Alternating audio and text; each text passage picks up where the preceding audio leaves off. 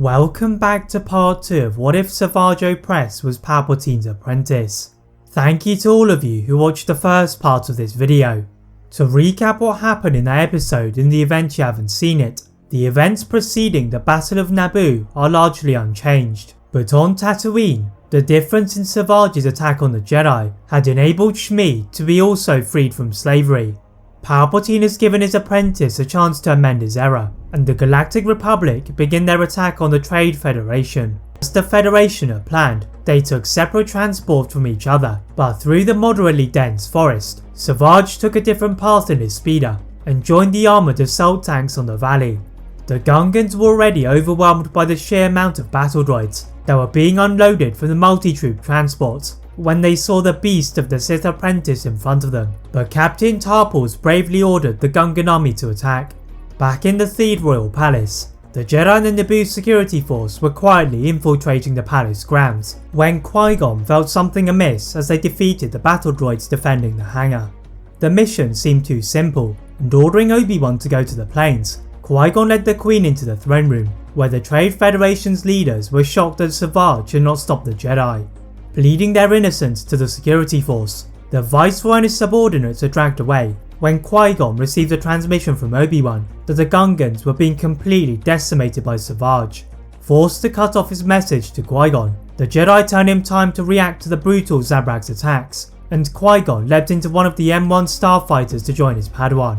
Hovering above the grass-covered land to find his padawan, he leapt down to the floor at the sight of Savage, but the fallen Obi-Wan laid stricken by his side, and showing no remorse, the Sith apprentice locked his focus on his next target.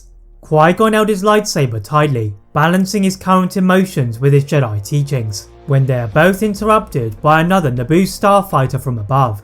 Anakin had used his own interpretation of Qui-Gon's instructions, and with R2-D2 assisting him, he fired his blaster cannons at the foot of Savage, projecting the Zabrak away from the Jedi. Qui-Gon took his chance to escape, lifting Obi-Wan's body into the air and holding onto Anakin's ship. Returning to the hangar, Qui-Gon tries to use Jedi healing techniques to revive Obi-Wan, but the Padawan was not responding, and he left him to the Queen's personal medics. Whilst going to try and destroy the droid control ship with Anakin, the former slave proved that his first encounter with Savage had not been a mere fluke, as he confidently controlled the ship in a variety of loops, bypassing the Trade Federation's first line of defences. Entering into one of the hangars of the battleship, Qui-Gon told Anakin to trust his instincts, and together they fired proton torpedoes within the ship, before escaping through the subsequent chain reaction of explosions. Their victory was hollow, as on their return, they discovered that Obi-Wan's body had vanished, and all of the Queen's medics were either knocked out or killed. Whilst Anakin participated in the celebrations on Naboo, Qui-Gon quietly returned to Coruscant, where he received yet more bad news, that his Master Dooku had departed from the Order, following years of discontentment at the Jedi Council's actions. The Jedi Master suddenly walked to the quarters of Grandmaster Yoda, and being granted entrance, he is not surprised to see Mace Windu alongside him. The three Masters are gravely concerned by the emergence of the Sith and the abduction of Obi-Wan, but allow Qui-Gon to train Anakin, sensing they will be needing his powers very soon. The Jedi Master decided to secretly keep Shmi in an apartment on Coruscant, hoping that this would control the fear within the Jedi, and keep him away from the dark side. Back on Naboo, Palpatine had completed his participation of the celebrations, and taking a personal shuttle to find his apprentice, he is displeased to find that Qui-Gon had lived. Both believing that Obi-Wan had fallen, the Sith Lord continued with the training of his apprentice, refining his power to become a sorcerer in the dark side and the Nightsister magic.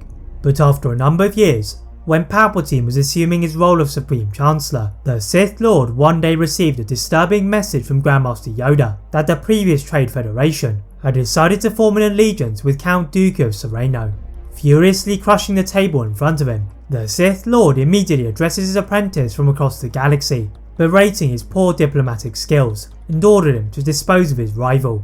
Dooku had been trying to build up his portfolio of powerful and wealthy politicians, and alongside his old Jedi friend Sifo Dyas, they began the next stage of their operation, which was to firstly establish an army that would be able to defeat both the Sith and the Jedi, then create a monster that would strike fear into the heart of the galaxy. Luckily for them, they had the blood of Jedi Padawan Obi-Wan Kenobi. That is it for part 2 of What If Savage Opress was Palpatine's apprentice. If you'd like to see a part 3 soon, please like this video, turn on the notification bell, click that subscribe button on this channel, as well as on my other channel What If Films. And as always, leave a comment on what if you'd all like to see next, and how I can improve my videos. Thank you all very much for watching, and see you next time.